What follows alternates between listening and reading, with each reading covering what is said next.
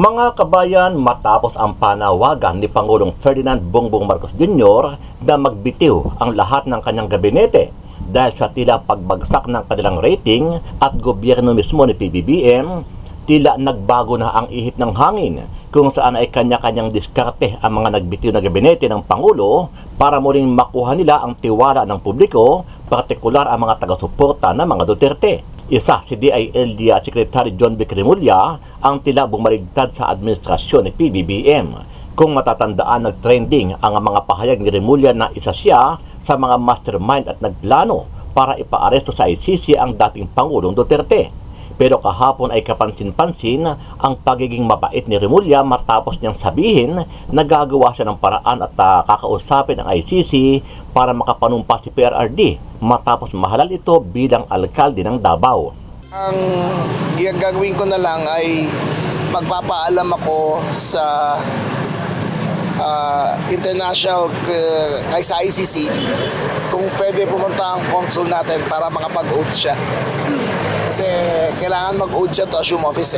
Ayon pa kay Remulla, nire-recognize niya ang pagkapanalo ni Duterte matapos humakot ng napakaraming boto mula sa kanyang kalaban at agad na ideklara ng COMELEC bilang alkalde ng Davao. We recognize the victory of former President PRD. Siya ang dineklara ng COMELEC na mayor. Dinalaga siya, na-proclaim siya a day after elections. Overwhelming mandate. So, we recognize him as the mayor. Dagdag pa ni Remulla na kailangan daw talaga ni Duterte na makapanumpa bilang mayor ng Davao. Pero dahil wala siya sa bansa at nakakulong sa The Hague, sinabi ni Remulla na pwede naman daw yung anak ni Duterte ang mamuno bilang alkalde para gampanan ang tungkulin ng kanyang ama habang kasalukuyan itong hinaharap ang mga kaso sa ICC. In his absence, the vice mayor will be there. Pero ang number one concern namin makapag-oath siya as mayor. Kailangan at physically present kayo. So in his incapacity na hindi niya kayang magsilbi, ang vice mayor muna ang umupo doon. Samantala, trending din ngayon at pinag-uusapan sa social media ang resulta ng Pulse Asia Survey kung saan ay lumalabas na mas marami pa rin nagtitiwala sa dating Pangulong Duterte. Ayon sa survey, 63% ang nagsabing mas tiwala sila sa dating Pangulo. 50% naman ay may tiwala kay VP Sara Duterte, habang bumagsak naman sa 32% ang nagsabing nagtitiwala sila kay Pangulong Bongbong Marcos Jr. Maliban dyan, lumalabas din sa survey na karamihan sa mga Pilipino ay tutol sa pagpapaaresto sa ICC dito kay dating Pangulong Duterte.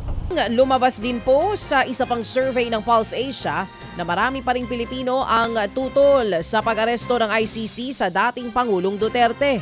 Base nga sa survey, 58% ng mga tinanong ang nagsabing tutol po sila sa pagkakaaresto sa dating Pangulo. 26% naman ang nagsabing tama lamang na inaresto siya, habang 16% ang undecided. Lumabas din sa survey na karamihan sa tutol sa pag-aresto kay Duterte ay ang mga respondent galing sa baluarte niya sa Mindanao. Habang galing naman sa Metro Manila ang karamihan sa mga suportado ang pagkakakulong ng dating Pangulo sa The Hague. Sa iba pang mga balita, muli namang nagkomento si dating Presidential Advisor Attorney Salvador Panelo kaugnay sa napipintong impeachment kay VP Sara Duterte.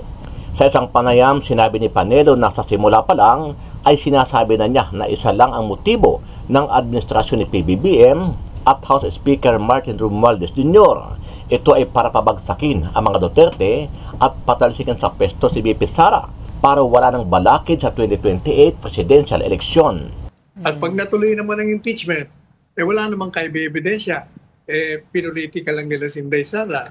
Yung confidential funds na yun, cannot even imagine how you can sue her ang ground mo, confidential funds, when the notice of disallowance has not even become final.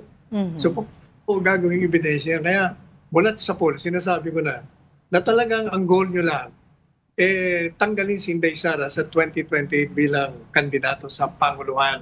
Ano ang masasabi mo dito, kabayan? Dahil sa patuloy na pagbagsak ng tiwala ng taong bayan sa pamunuan at gobyerno ni PBBM, dapat na ba talagang gumawa ng aksyon ang Pangulo para pauwiin o bawiin si dating Pangulong Duterte mula sa kamay ng ICC? Sama-sama natin panoorin ang buong video at pakicomment nyo po ang inyong mga reaksyon at sariling opinyon. Pero bago yan, sa mga hindi pa po nakasubscribe sa ating channel na Kabayan News PH, pakipindot po ang subscribe button at pakiclick na rin ang notification bell para lagi kayong updated sa mga bagong upload natin na legit at napapanahong balita. Maraming pong salamat.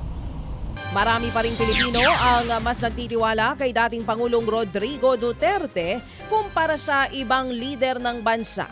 Base sa survey ng Pulse Asia, 63% ang nagsabing may tiwala pa rin sa dating Pangulo. 50% naman ang kay Vice President Sara Duterte at 32% lamang ang may tiwala sa Pangulong Bongbong Marcos Jr. 42% naman ang walang tiwala po sa kasalukuyang Pangulo, habang 25% kay VP Sara at 17% ang walang tiwala kay ex-PRRD. Halos magkakasing dami naman ang undecided. 27% naman kay PBBM, 25% sa kasalukuyang Vice-Presidente at 20% sa dating Pangulong Rodrigo Duterte. Bukod po sa mataas na trust rating, lumabas din po sa isa pang survey ng Pulse Asia na marami pa ring Pilipino ang tutol sa pag-aresto ng ICC sa dating Pangulong Duterte.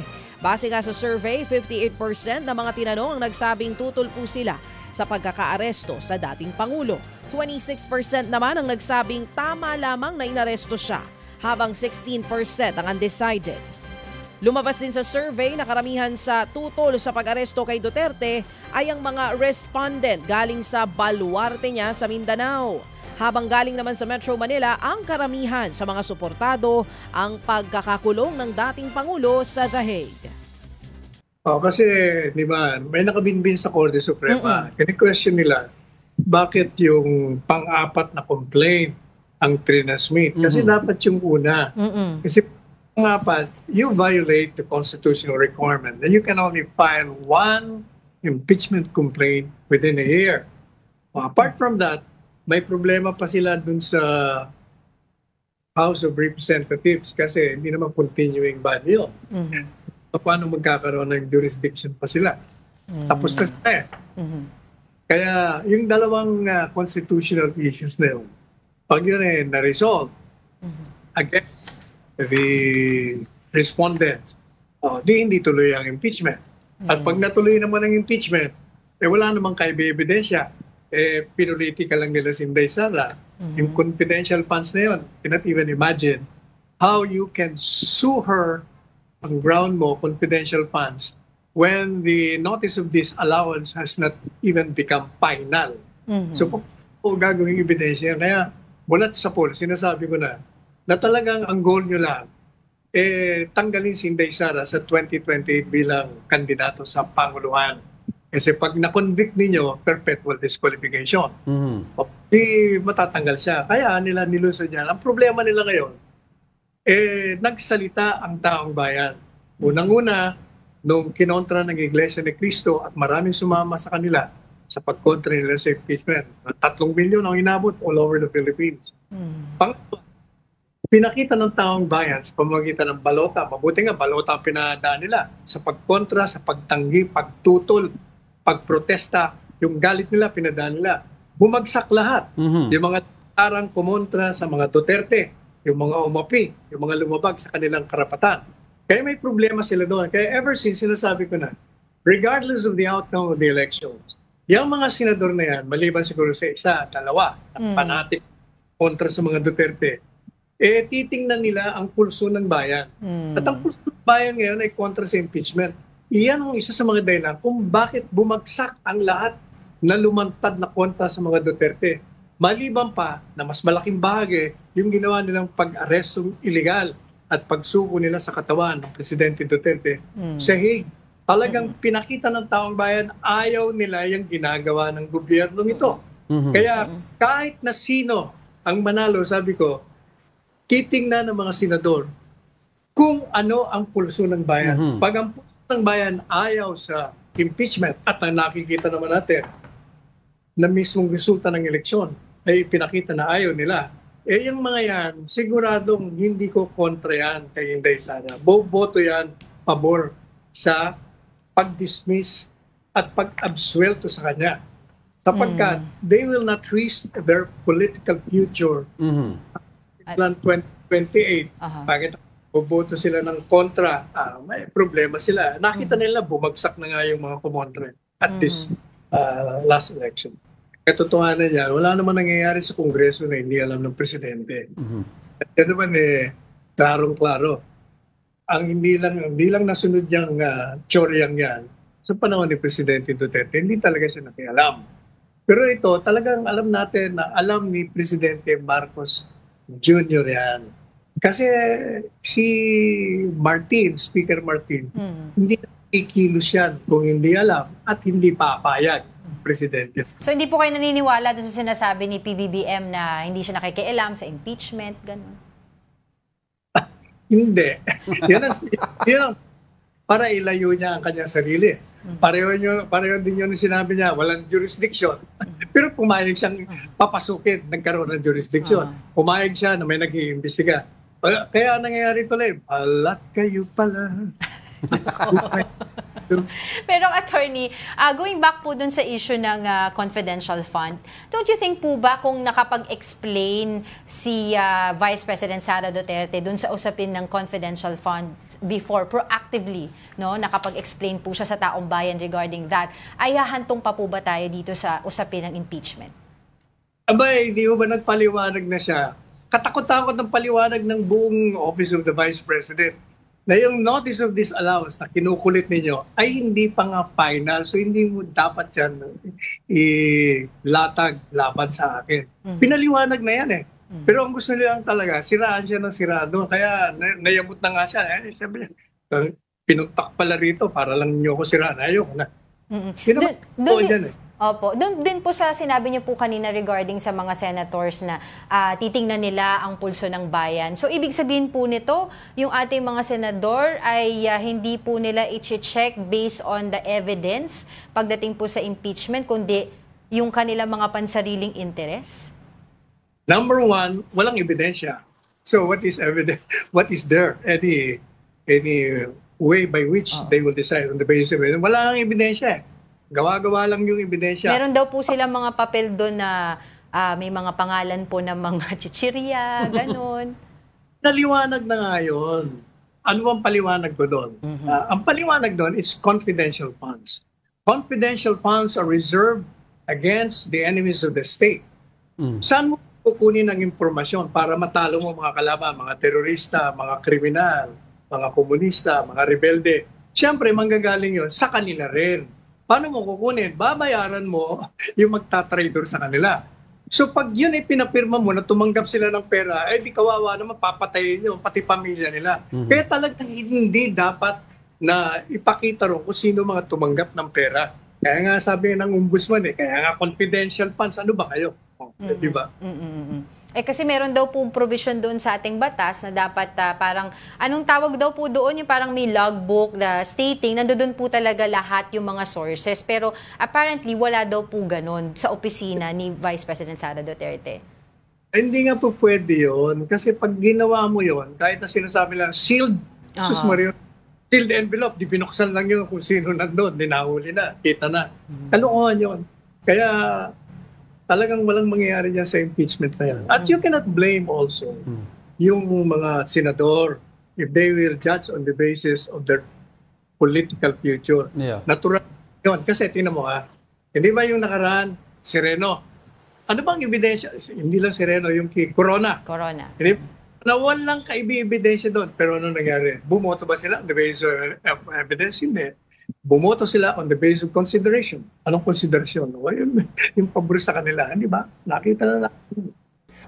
Sino po ang nagkomisyon ng study na ito na ating pong binasa nga kanina tungkol dito po sa trust ratings ng selected personalities? Walang nagkomisyon sa sarili naming surveyan. Wala na yung subscriber. Kami lang ang gumawa niyan at nagpondo. Ilan po dito ang respondents at ano po ang pamamaraan po ng pagtatanong? Well, 1,200 respondents nationally na pinili randomly. Ang pamamaraan pagtatanong ay face-to-face at gumamit kami ng tablet para makuha ang kanilang mga kasagutan. Okay. Cha? Yes po. Sir Ronald, let's start po dito sa trust ratings po, no? Dito nga po sa pinakabagong survey ninyo. Ano pong pangunahing takeaway ng Pulse Asia sa resulta po ng trust ratings, lalo po't malaki ang agwat ng dating Pangulong Rodrigo Duterte at maging ni Vice President Sara Duterte dito po kay Pangulong Marcos Jr.? Ang katanungan po dito, no, itong question 14, ano, naisa na naming tanungin kayo tungkol sa pagtitiwala ninyo sa ilang mga tao at piling ahensya ng pamahalaan sa pamamagitan ng board na ito. Yung sinasabi niya, yung may pinakikita raw, no? Maari bang pakisabi kung gaano kalaki o kaliit ang inyong pagtitiwala? Alright. So ito ho yun, Ferdinand R. Marcos Jr. So doon po sa Big Trust, 32%. Sara Duterte ay 50%. Rodrigo R. Duterte, 63%. Alright. Ngayon, yung undecided, 27 po kay Marcos, 25 kay Sara, 20 kay dating Pangulong Duterte. Small or no trust, 42 kay Marcos, 25 kay Sara, and 17 sa former president. Balikan natin si Sir Ronald Holmes. Sir, can you hear me now? Narinig na kita, Ted. Sorry kanina. Okay, sige po. So sir, ito ho muna. Ano ho ang kahulugan nito? Ito pong yung sa pangkalahatan po muna, ano, kumbaga sa national, kapag ninyo tinali na ang mas malaki pa ho ang tiwala ng inyong na-survey sa dating Pangulo kumpara sa nakaupong presidente. At maging sa Vice President po din, ang laki din po ng so far ho ng kanyang agwat dito po sa nakaupong presidente. Siguro, yung isang kahulugan niyan ay merong hindi nasisiyahan ang mamamayan sa pagganap ng tungkulin ng Pangulo. Hindi rin nila nagugustuhan ng kanyang ibang ginagawa na maaring pinananagot kung kaya't hindi siya pinagkakatiwalaan ng karamihan ng mga Pilipino. Although bumaba na ito, Ted, no? Dati mayorya yan nung Marso, ngayon ay 4 sa 10 na lang na Pilipino nagsasabing hindi nagtitiwala kay Bongbong Marcos. Nangangahulugan ho ba mas gumanda pa ito kumbaga? Nag-improve na kung ikukumpara ng March 2025 survey kasi noon parang 54% ang hindi nagtitiwala sa Pangulo. Alright. Sir, ito hong undecided, ano po, dito nga po sa hinimay-himay na resulta nito, sa buong Pilipinas, yung undecided po, no, para kay Pangulong Marcos 27, kay VP Sara 25 and 20 kay Pangulong Duterte. Ano ho kaya itong ano ang factor dito na bakit malaki pa rin po yung undecided? Well, ito yung siguro pag sinabi nating undecided, ito yung bahagi ng ating sambayanan, masasabi nating hindi nila mailagay kung sila ba magtitiwala o hindi nagtitiwala sa mga personalidad na ito. Maaring sa palagay nila ay yung kaguluhan sa politika ay parang wala na silang magagawa. Hindi sila papanig sa sino man. At ito yung mga grupo na maaring pagsimulan ng anumang maaring i-organisa, no, sa anumang pagkilos ng ilang mga grupo sa ating lipunan. Sir, puntahan naman po natin ito pong naging survey ninyo tungkol po sa impeachment case ni Vice President Sara Duterte. Nakalagay po dito 50% ng respondents hindi po sang-ayon dito at sa Mindanao 96% po yung tutol. Ano pong basa ng Pulse Asia po dito? Well, basically, lumalabas dyan na marami talaga ang hindi sang-ayon doon sa impeachment, no? Although pag hinati natin sa iba't ibang lugar, mas malaki yung bahagdan ng sang-ayon rito sa National Capital Region at Balanced Luzon. Kabaligtaran naman yung opinyon ng mga nasa Visayas, lalo-lalo na yung nasa Mindanao, kung saan halos lahat ay hindi sumasang-ayon doon sa hinarap na kaso ng impeachment ng Kamara ng Representantes sa Senado. Yun nga po yung binabanggit nyo kasi sa NCR, maging sa Class A, B, C, hati po yung opinion. Tama po, Sir Ronald? Yeah, basically, yun nung pag tingnan rin natin yung trust rating, hindi naman ganun kataasan rin yung trust rating ni Vice Presidente Sara Duterte sa NCR, no? Kanina sabi niyo po, yung trust ratings ng Pangulong Marcos Jr. May improvement compared dun sa nakaraang Pulse Asia survey. Dito po kay VP Sara, kung ikukumpara natin dun sa nakaraan, nag-improve po ba ito o mas bumaba? Again din, Chacha. Pakiulit daw siya, please. Opo, yes po. Sir Ronald, si VP Sara po ba, kung ikukumpara natin dun sa nakaraang survey, mas may improvement din po ba o bumaba po ba yung kanyang naging trust ratings? Sorry. Opo. Hindi masyadong malinaw. Sandali lang. Alright. Sir Ronald, ano po, if you can hear me, bago ko tunghayan itong impeachment tsaka itong ICC issue, balikan ko lang itong trust ratings. Dito po sa distrust, no? If you can hear me, yung ABC 43 kay Pangulong Marcos, 28 kay VP Sara, kay dating Pangulong Duterte 22. Mas malaki pa ho ito kumpara sa D-class, no? Anong paliwanag kaya dito na bakit itong ABC po na socio-economic class ang laki kay Pangulong Marcos? Yung distrust. Opo, sa distrust, the distrust po. Kalakihan kasi niyang ABC na yan, Ted, ay nando sa Class C. Yung masasabi nating nasa broad middle class, no? At maaring ito yung mga natatamaan ng mataas na presyo ng mga bilihin. Maaring ito rin yung may concern sa sasabi nating katiwalian sa gobyerno o maging sa perception na medyo nagde-deteriorate yung peace and order.